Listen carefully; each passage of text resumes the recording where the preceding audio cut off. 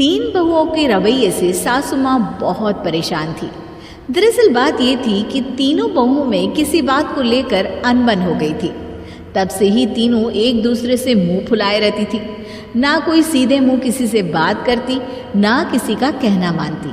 पड़ोसी भी इस बात को जानते थे और जाने कैसे कैसे बातें भी करते। इसीलिए सासू माँ ने तीनों बहुओं को तुरंत अपने कमरे में बुलाया। मैं कई दिनों से देख रही हूँ तुम तीनों अलग अलग सारे काम कर रही हो। ये सब नहीं चलेगा, तीनों को मिलकर ही काम करना पड़ेगा। सास की बात सुनकर एकदम से बड़ी बहू बोल उठती है। नहीं मम्मी जी, मैं इन दोनों के साथ कुछ नहीं कर सकती। मैं इस घर की बड़ी बहू हूँ, फिर भी ये मेरा कहना बिल्कुल भी नहीं मानती।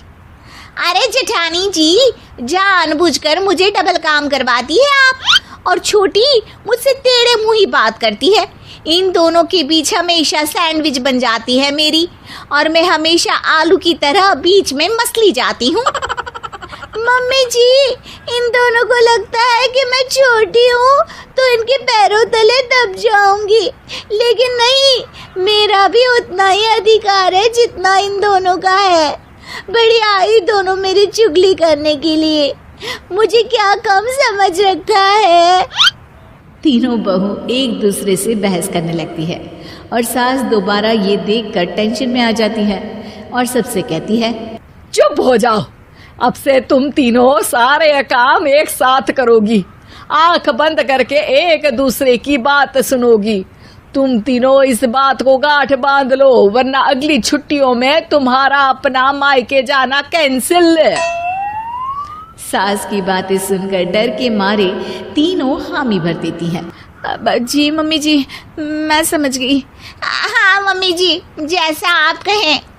आप जो कहेंगी मैं वही करूंगी। तीनों बहू सास की बात को गांठ बांध लेती है और वादा करती है कि अब से सारे काम वो तीनों एक साथ मिलकर ही करेंगी।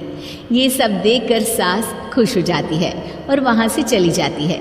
नीचे जाकर वो देखती है कि घर में शर्मा जी आए हुए होते हैं। सास जोर से आवाज लगाकर कहती है, अरे बहू, जरा चाय बनाकर तो लाना, शर्मा जी आए हैं।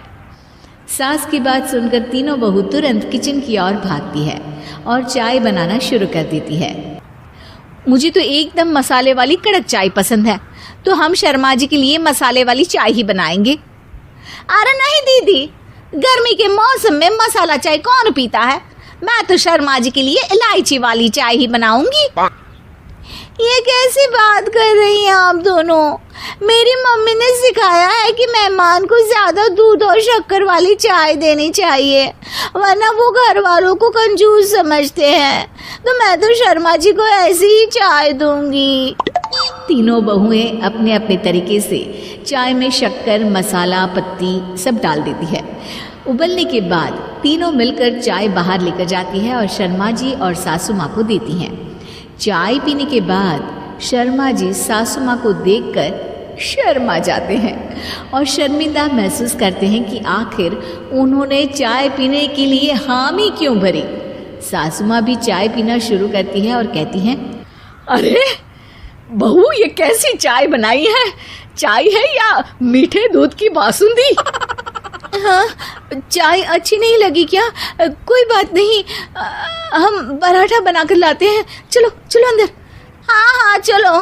हाँ आती हूँ मैं भी। नहीं नहीं, मेरा पेट चाय ने ही चौपट कर दिया, वही काफी है। पराठे से पोपट नहीं करवाना, मैं तो चलता हूँ। शर्मा जी चुपचाप पतली गली से निकल जाते हैं। अगले दिन सास बहुओं से कहती है, अरे बहू, जाओ जाके ऊपर के गेस्ट हाउस की सफाई कर दो। कल हमारे यहाँ मेरे दूर के रिश्तेदार आने वाले हैं, तो पूरे कमरे को चमका देना, समझी? तीनों बहू सास की बात को मानकर ऊपर सफाई करने चली जाती हैं और तीनों कमरे की सफाई चालू कर देती है। बड़ी बहू मकड़ी के जाले साफ करती है तो बीच वाली झाड़ू लगाना और छोटी वाली सर्फ डालकर जमीन धोना शुरू कर देती है। अरे दीदी, जेठानी जी, अभी मैंने पूरी फर्श धोई और आप फिर से धूल नीचे गिरा रही हैं। और मछली जेठानी जी, आप बिना झाड़ू की धूल यहाँ छटक रही हैं। अरे तीनों को साफ करना है, एक साथ सफाई करते हैं ना।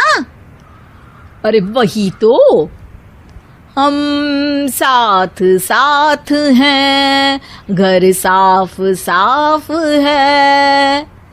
तीनों बहू ऐसे ही काम में उलझ जाती है और 2 घंटे तक एक ही कमरे की सफाई करती रहती है। बहुत देर से अपनी बहुओं को ना देखने के कारण सास ऊपर कमरे में उन्हें देखने जाती है, लेकिन कमरे में घुसते ही वो गीली फर्श पर फिसलने के कारण नीचे गिर जाती है। ओरी मोरी मैया, हड्डी मरोड़ के रख दी। आए मेरी तो कमर ही टूट गई रे। तीनों बहुएं सास को उठाती हैं और बिस्तर पर सुला देती है। अरे मेरे हाथ पैर दर्द कर रहे हैं, दबा दो, आराम मिलेगा। हाँ जी माँ जी। अरे जी माँ जी माँ जी। और तीनों बहुएं एक साथ सास के हाथ को दबाना शुरू कर देती है।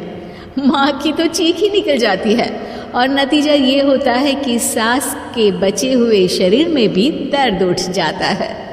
हाय राम, ये क्या कर दिया तुम तीनों ने। अरे मेरी तो किस्मत ही फूटी है कि तुम जैसी बहुएं मुझे मिली। हे भगवान, पूरे शरीर में दर्द बढ़ गया है। अब तो पता नहीं कि चल भी पाऊंगी या नहीं।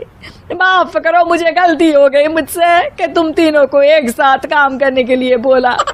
सोचा था तीनों मिलके अच्छे से काम करेगी, लेकिन बड़े बुजुर्ग सही कहते थे कि 3 तिगाड़ा काम बिगाड़ा। तुम लोगों ने ये बात ना आज साबित करके दिखा दी। तुम तीनों को तो समझाना यानी मानो भैंस के आगे बीन बजाना है। तुम्हें अकेले अकेले काम करना है ना, तो अब से तुम अकेले ही अपना अपना काम करो। तीनों बहुएं वहां से जाने लगती है। अरे कहाँ जा रही हो? आप ही ने तो कहा कि अपना अपना काम करो, तो मुझे मुल्तानी मिट्टी लगानी है। अरे मुझे भी तो नेल पॉलिश लगानी है, मुझे ना मेहंदी लगानी है। सास अपना सर पीट लेती है और कहती है, अरे मुझे भी लगाना है कुछ। क्या माँ जी? क्या माँ जी? क्या माँ जी? तुम्हारे घर वालों को फोन तुम्हारी हरकतें बताने के लिए।